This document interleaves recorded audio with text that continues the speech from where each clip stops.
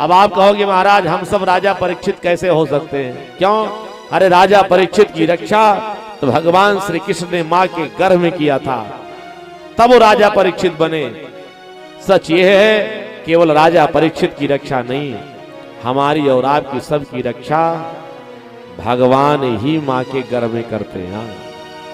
जितने लोग यहां बैठे जरा विचार करो, मां के गर्भ में संतान की रक्षा क्या कोई मां जाके करती है पेट के अंदर? पिता करता है, परिवार का कोई व्यक्ति करता है, या कोई डॉक्टर वैज्ञानिक करता है? मां के गर्भ में हमारी आपकी सबकी रक्षा अगर किसी ने किया है, तो जैसे परीक्षित की रक्षा भगवान ने किया ना, वैसे हमारी और आपकी रक्षा भगवान ही करते हैं। और जिस गर्भ की रक्षा भगवान नहीं करते ना, वो प्राणी का गर्भ में ही गोविंदाय नमो नमः हो जाता है। बोले भक्तवत्सल भगवान की। इससे ये तय होता है केवल परीक्षित की रक्षा नहीं, हमारी और आपकी सबकी रक्षा भगवान ही मां के गर्भ में करते हैं। तो हम आप सब राजा परीक्षित हैं। राजा परीक्षित की मृत्यु 7 दिन में, हमारी आपकी भी सबकी मृत्यु 7 दिन में होनी है। करना क्या है? भागवत कथा सुन के अपनी मृत्यु को परीक्षित की तरह मंगलमय बना लो। मैं बार बार कहता हूं, ये भागवत कथा जीवन में मरना सिखाती है, कैसे मरा जाए बढ़िया से। एक बार कथा करके ये प्राण छूटेगा। किसी सुखदेव जैसे महापुरुष का दर्शन करके प्राण कांत होगा, हमारी आपकी मृत्यु मंगलमय बन जाएगी। गंगा के तट पर बैठ करके जब हम सब अपने प्राण का परित्याग करेंगे, तो याद रखना फिर हमारी आपकी मृत्यु महोत्सव बन जाएगी। नहीं तो बार बार मरने के बाद इस धरती पर बार बार जन्म भी लेना पड़ेगा। भागवतकार कहते जन्म लेना और संसार सागर में जीना ये दुख का ही कारण है। जन्म दुख, जरा दुख,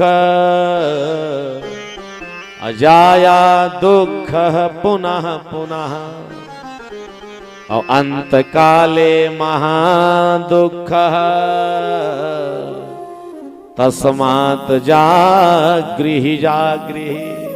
भागवत के विद्वानों ने कहा जग जाओ, सावधान हो जाओ।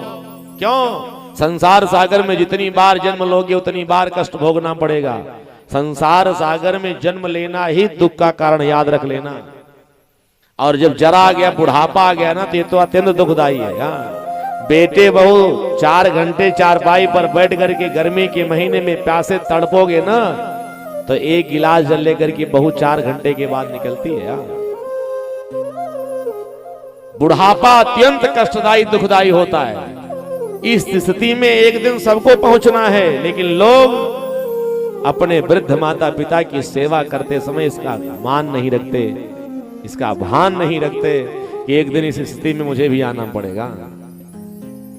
जन्म दुख, जरा दुख, छाया दुख, पुनः पुनः पत्नी पुत्र गृहस्थी, ये सब दुख के कारण है, सब दुख देने वाले हैं, याद रख लेना।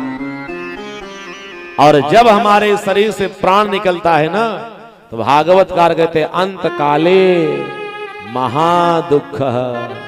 जब इस शरीर से प्राण निकलता है ना, तो महादुख मिलता है। बताएं कितना दुख मिलता है? याद रख लेना, किसी के जीवन में एक बिच्छू ने अगर डंक लगाया हो, तो जाकर के उससे पूछना कि बिच्छू के डंक की दर्द क्या होती है। और जिस समय इस शरीर से प्राण निकलता है, तो एक बिच्छू के डंक की दर्द नहीं, 100-200 बिच्छू के डंक की दर्द नहीं, 1000-2000 बिच्छू के डंक की दर्द नहीं, 1,00,000, 2 लाख, 10 लाख, 20 लाख, 50 लाख बिच्छू के डंक की दर्द नहीं। इस शरीर से जब प्राण निकलता है, तो एक साथ 1 करोड़ बिच्छू डंक मारते हैं। इतनी पीड़ा संसार के समस्त मनुष्यों को सहनी पड़ती है। 1 करोड़ बिच्छू एक साथ डंक मारते हैं। सोच करके हम आप सब परेशान हो जाएं। इतना कष्ट हमको आपको सहना पड़ता है जब इस शरीर से प्राण निकलता है। और वो प्राण चाहे किसी वृद्ध का निकले, चाहे बालक का निकले, चाहे युवा का निकले, चाहे मनुष्य का निकले, चाहे जीव जंतु पशु पक्षी किसी भी जीव का जब शरीर छूटता है, उसके शरीर से प्राण निकलता है ना, तो 1 करोड़ बिच्छू के डंक की दर्द सबको सहनी पड़ती है। बार बार ये कष्ट, बार बार ये दुख हमको आपको सबको न सहना पड़े, इसीलिए भागवतकार कहते हैं कि अपने मृत्यु को महोत्सव बनाओ, अपने मृत्यु को मंगलमय बनाओ। और एक बार जब मृत्यु मंगलमय बन जाएगी ना, कितने कष्ट से हमको आपको सबको निवृत्ति मिल जाएगी।